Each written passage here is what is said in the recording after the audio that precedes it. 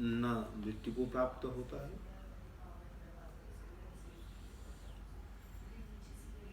नायम भूत्वा न जो नित्य शाश्वत पुराणो न हन्यते हन्यमाने शरीरे, और न मारे जाने वाले शरीर में यह शरीरी आत्मा मारा जाता है।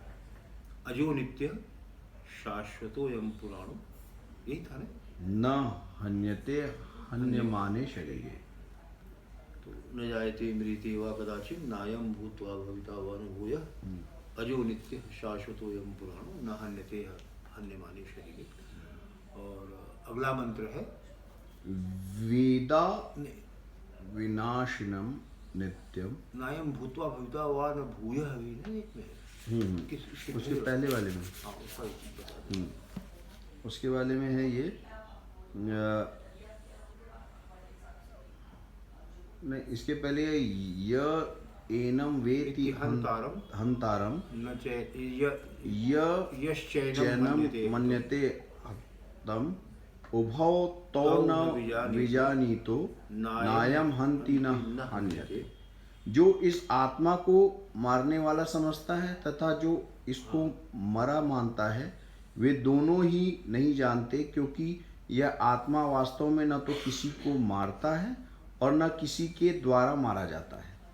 न जायते म्रियते वा कदाचित् त्रायम भूत्वा भविता वा न भूयः अजो नित्य शाश्वतो यम पुराणो न हन्यते हन्यमाने शरीरे। यह आत्मा किसी काल में भी न तो जन्मता है और न मरता ही है, तथा न यह उत्पन्न होकर फिर होने वाला ही है, क्योंकि यह अजन्मा, नित्य, सनातन और पुरातन है। शरीर के मारे जाने पर भी यह नहीं मारा जाता। आत्मा जब शरीर में, क्वेश्चन यहाँ ये है कि तो क्या एक ही सोल सब में है, या डिफरेंट सोल, डिफरेंट इंडिविजुअल जो हैं इस एंटायर कॉस्मॉस में, जो भी है, चाहे पुरुष हो, स्त्री हो, बालक हो, तो सब में अलग अलग है, या एक ही आत्मा सब में है? आत्मा एक है। आत्मा परमात्मा स्वरूप है, और यह समस्त शरीरों में व्याप्त है। और इसको इस उदाहरण से समझा जा सकता है कि कुम्हार जब मिट्टी से घड़ा बना देता है तो उस घड़े में घटाकाश हो जाता है। तो भले ही घटाकाश कहते हैं, लेकिन वह आकाश तो उसी विशाल और व्यापक आकाश ही है, उसका ही अंग है। इसी प्रकार से यह आत्मा जब किसी भी शरीर में आता है तो उस शरीर में जीव के पूर्व जन्म के संस्कारों, इच्छाओं और कर्मों के अनुसार उसका मन, बुद्धि, चित्त, अहंकार और तीनों गुण, सतोगुण, रजोगुण, तमोगुण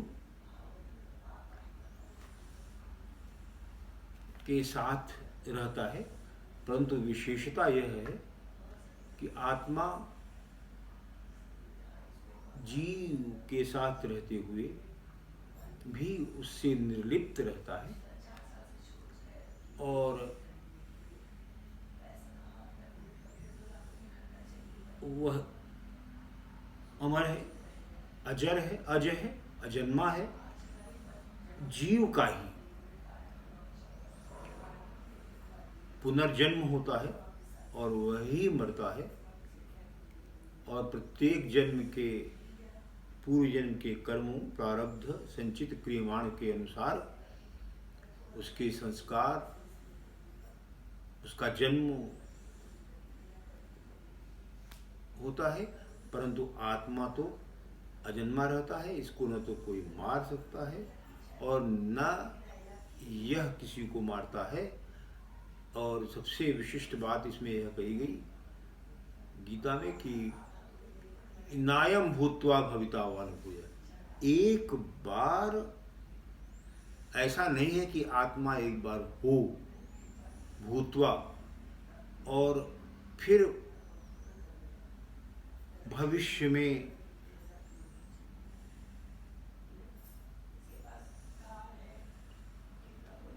और पुनः भविष्य में उत्पन्न हो। एक बार जन्म हो, फिर मृत्यु हो जाए और फिर उत्पन्न हो जाए, ऐसा नहीं है, क्योंकि आत्मा तो अजन्मा है। ये बात है। अब एक दूसरा प्रश्न ये है कि जब आत्मा जन्म किसी शरीर में नहीं है तो क्या उसके अंदर प्राण, उसके अंदर जो इंद्रियाएं हैं, जो 5 ज्ञानेंद्रियां, आत्मा के अंदर मतलब जब शरीर में नहीं, जब शरीर में नहीं है तो क्या उसके अंदर वो जो 5 ज्ञानेंद्रियाएं हैं, 5 ज्ञानेंद्रियां, 5 कर्मेंद्रियाएं हैं, चित्त, अहंकार, हाँ, तो क्या वो उसमें उस समय, जिस समय वो किसी भी रूप में जन्मा नहीं है, होता है ये या नहीं?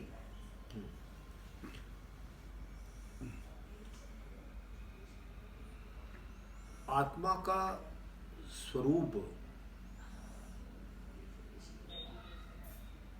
जैसा कि कहा कि अज है, नित्य है, शाश्वत है और पुरातन है।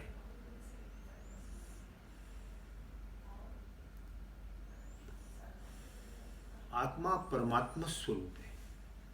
आत्मा ही परमात्मा है, जैसा कि जगत गुरु शंकराचार्य ने लिखा है।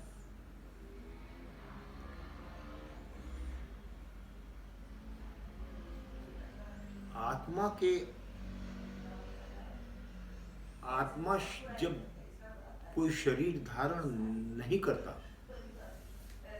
ऐसा नहीं होता है किसी एक समय में आत्मा शरीर धारण